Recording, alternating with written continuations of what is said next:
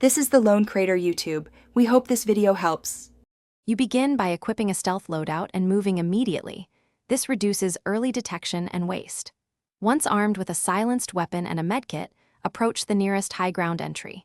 While advancing, scan for spawn zones and predictable patrol routes so you can avoid choke points. Make sure to use one flash charge per congested corridor to buy time. Move deliberately, pick off lone targets first, and save heavy resources for scripted encounters later. You now focus on controlling mid-game and chaining objectives together. That momentum wins rounds.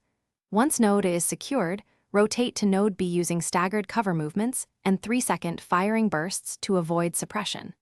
Coordinate suppressive fire to pin enemies while teammates flank.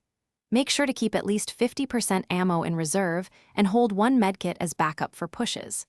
If a node is contested, deploy flash charges to disrupt defenders, then collapse quickly while their aim is reset.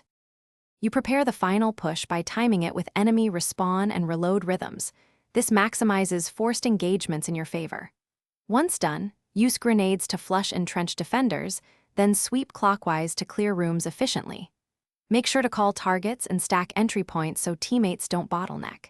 If the assault stalls, retreat 10 to 15 meters, re-evaluate sightlines, and redeploy a smoke to reset the engagement. That pause often breaks enemy momentum and gives you a clean second attempt.